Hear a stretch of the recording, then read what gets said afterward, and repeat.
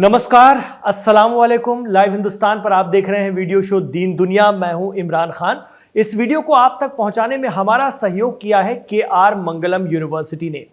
आपने अराफात के मैदान से ये तस्वीरें देखी होंगी। 50 डिग्री के आसपास की गर्मी में अराफात के मैदान पर लाखों लोगों का हुजूम, और ये सिलसिला लगातार जारी रहा। सोशल मीडिया का दौर है तो आप तक सैकड़ों वीडियो और तस्वीरें पहुंची होंगी और ड्रोन व्यू पहुंचे होंगे जो अपने आप में बहुत अलग, बहुत खास नजर आते हैं। दरअसल अराफात का जो मैदान है, जो हज का जो रिचुअल है, जो परंपरा है, उसमें ये एक पड़ाव होता है और इसकी चर्चा से हम आज बात करेंगे दीन दुनिया में। हज की, जो कि सऊदी अरब में पूरा हो गया है, और उसके बाद वेस्ट जो एशिया है वहां पर ईद उल अजहा का त्योहार भी मनाया गया 27 मई को। लेकिन अराफात के मैदान की से शुरुआत इसलिए क्योंकि इसी मैदान पर प्रॉफिट मोहम्मद ने, पैगंबर मोहम्मद ने अपना आखिरी खुतबा भी दिया था, जो हज्जतुल विदा के नाम से भी जाना जाता है। क्या कुछ है उसमें, पहले उसको समझते हैं और उसके बाद हज के बारे में बताएंगे आपको।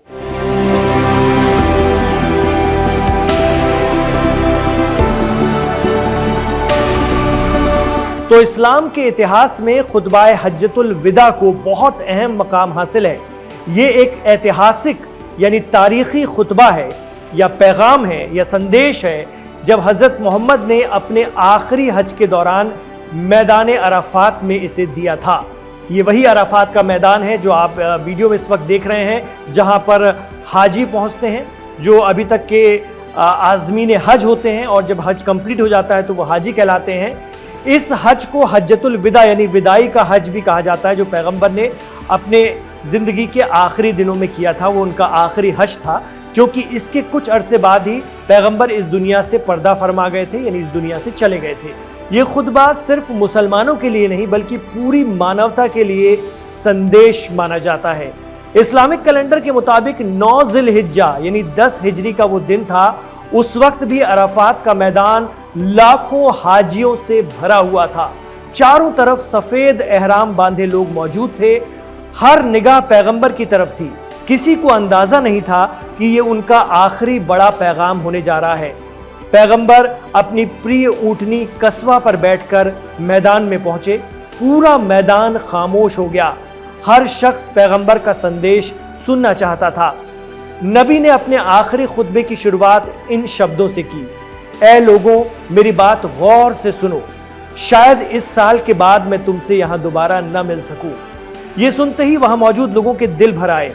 उन्हें महसूस होने लगा कि पैगंबर से जुदाई का वक्त अब करीब है। गम भी था और अपने नबी हजरत मोहम्मद सल्लल्लाहु अलैहि वसल्लम के लिए बेपनाह मोहब्बत भी। तो पहला संदेश पैगंबर ने दिया अराफात के मैदान से, इंसानों की बराबरी का। जी हां, पैगंबर ने कहा कि सुन लो, दुनिया के सब इंसान बराबर हैं। इसके लिए उन्होंने मिसाल दी कि किसी अरब को किसी अजमी पर यानी गैर अरबी पर कोई बड़ाई नहीं।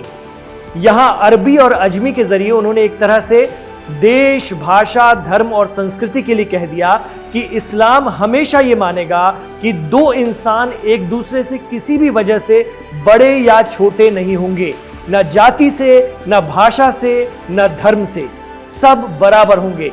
फिर उन्होंने कहा कि किसी गोरे को किसी काले पर कोई फजीलत नहीं, यानी गोरा या काला अपने रंग या किसी भी गुण की वजह से खुद को दूसरे से श्रेष्ठ नहीं मानेगा।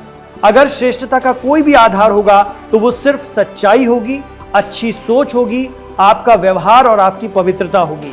न दौलत, न रंग, न किसी कबीले को ऊपर माना जाएगा।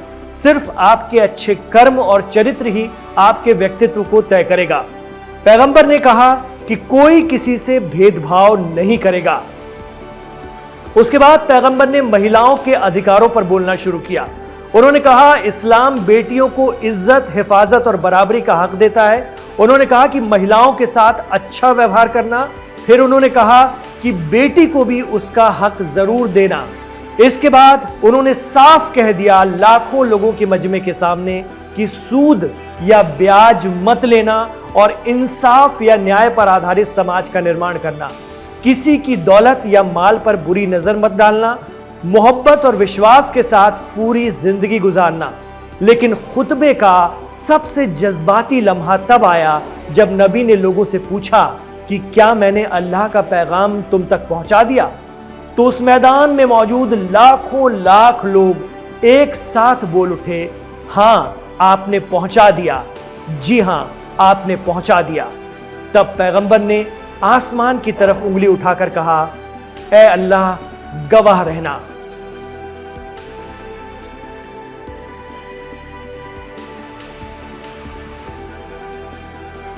तो ये था पैगंबर का आखिरी हज और ये था उनका आखिरी खुतबा जो हज्जतुल विदा कहा जाता है।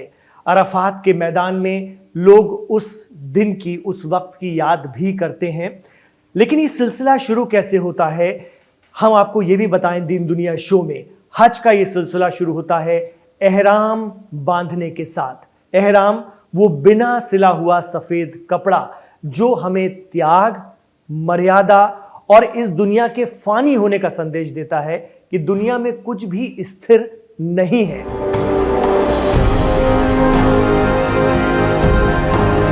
तो बिना सिला हुआ सफेद कपड़ा तन पर लपेटने के साथ शुरू हुआ हज का ये सफर अब पूरा हुआ जाता है।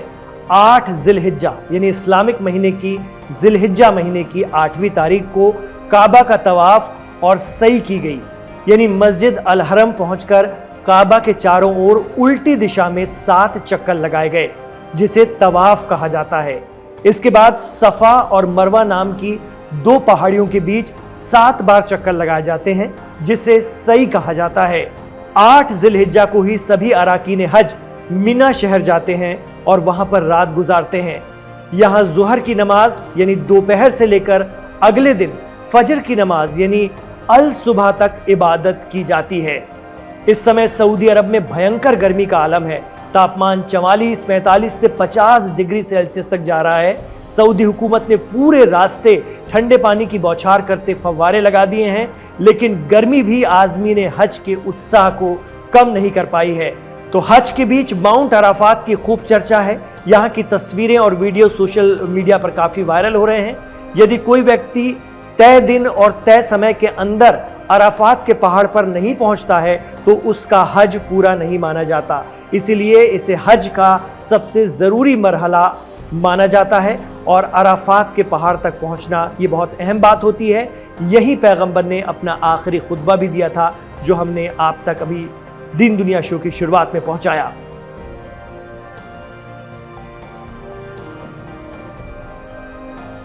दरअसल ये अराफात का पहाड़ और उसके सामने का मैदान मक्का शहर से करीब 20 किलोमीटर की दूरी पर है।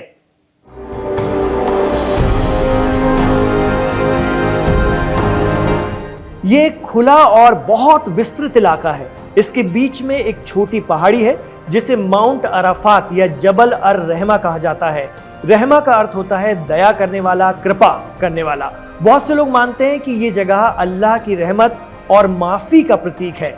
हज के 5वें दिन ज़ायरीन यानी आज़मीन हज जिनको हम कहेंगे, वो यहाँ पर पहुँचते हैं और दिन भर इबादत में लगे रहते हैं। इसी दिन को यौम अरफा कहा जाता है। ये इस्लामी कैलेंडर के सबसे पवित्र दिनों में से एक है। तो आज़मीन हज इस दिन दोपहर से लेकर के सूर्यास्त तक अराफात के मैदान में ही ठहरते हैं और इस ठहरने को वुफूक अराफात कहा जाता है। ये वही वक्त होता है जब लोग अल्लाह से दुआ करते हैं, तौबा करते हैं। तो जिस वक्त आप जो वीडियो देख रहे हैं सोशल मीडिया पर, लोग पहाड़ पर बैठे हुए हैं और लाखों लोग पहाड़ पर और नीचे मैदान तक बैठे रहते हैं और कोई किसी से बात नहीं कर रहा है, सब अपनी अपनी इबादत में लगे रहते हैं। इसमें इंसान एकात्म साक्षात्कार करता है, ऐसा कहा जाता है। मतलब अपने ईश्वर, अपने खुदा, अपने अल्लाह और उसके बीच में एक आत्म साक्षात्कार हो जाता है। उसे दुनिया की, दीन की फिक्र नहीं रहती, सिर्फ और सिर्फ वो अपने अकेलेपन में तन्हा रह जाता है। इसको तौबा करना कहते हैं और इंसान अपने गुनाहों की यहाँ पर माफ़ी मांगता है।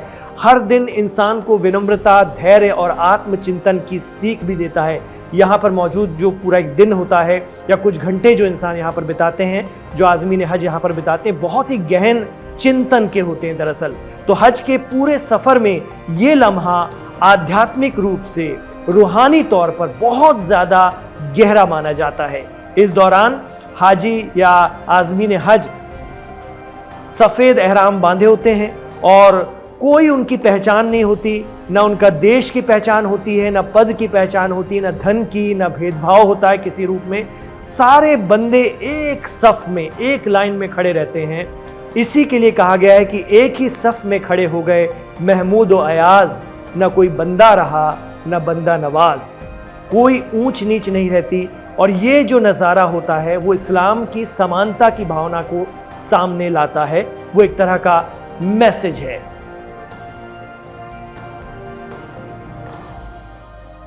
तो अराफात से लौटने के बाद एक तरह से मुजदलफा पहुंचा जाता है। मुजदलफा में शैतान को कंकर मारने की रस्म होती है, जहां आपने अक्सर देखा होगा कि इतनी भीड़ वहां पे रहती कि भगदड़ अक्सर मच जाती है, लेकिन पिछले कई सालों से बहुत अच्छी व्यवस्था के चलते ऐसा नहीं हुआ है। ये बहुत अच्छी बात है। तो शैतान को कंकरी मारने, वो भी एक प्रतीक होता है कि हम अपनी बुराइयों को यहाँ पर छोड़ रहे हैं, या बुराइयों के प्रति हमारा नज़रिया जो है बहुत सख्त रहेगा। आप गलती, बुराई, बुरे कर्मों के प्रति। और उसके बाद जो है कुर्बानी की रस्म अदा की जाती है, जिसके बाद हज पूरा हो जाता है। यहां से आज़मीन हज हाजी कहलाने लगते हैं। अभी तक वो आज़मीन हज थे, मतलब हज के सफ़र पर रहने वाले लोग, लेकिन ये पूरा होने के बाद वो हाजी बन जाते हैं और अपने अपने देशों में, अपने अपने घर पर जब वो वापस लौटते हैं तो अपने नाम के आगे चाहें तो हाजी साहिबान लगा सकते हैं।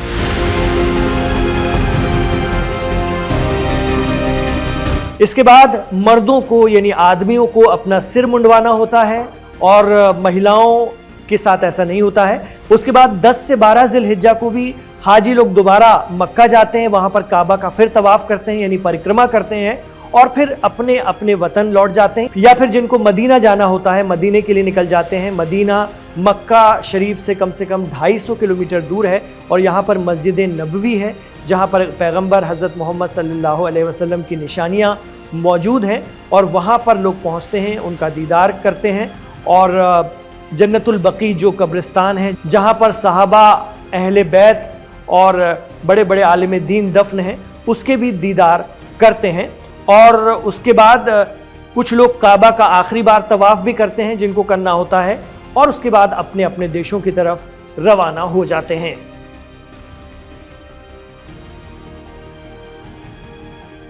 तो बहुत मुख्तसर से, बहुत थोड़े से वक्त में हमने कोशिश की कि जो हज के तरीके हैं उससे आप तक पहुंचाएं, और आप सभी इसके बारे में जानते होंगे। जो लोग हज से होकर आए हैं वो इसे बहुत अच्छी तरह से बता पाते हैं, लेकिन हमारी कोशिश थी कि सब तक ये बात पहुंचे और हज्जतुल विदा का भी हम लोग जिक्र करें।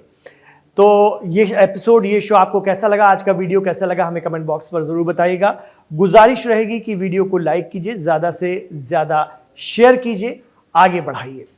इमरान खान के साथ आखिर तक कनेक्ट रहने के लिए शुक्रिया। लेकिन इस वक्त जो हमारे साथ मिडिल ईस्ट से हमारे दर्शक जुड़े हुए हैं, जो हमें देख रहे हैं, उन तमाम दर्शकों को ईद उल अज़हा की मुबारकबाद, क्योंकि मिडिल ईस्ट में 27 मई को ईद उल अज़हा मनाई गई और हिंदुस्तान और बर्रे सगीर में यानी पूरे उपमहाद्वीप में और दुनिया के कई देशों में 28 मई को ईद उल अज़हा का त्यौहार मनाया जाएगा। आप सभी को मुबारकबाद। अपना ख्याल रखिए, अपनी दुआओं में हमारी पूरी टीम को याद रखिए।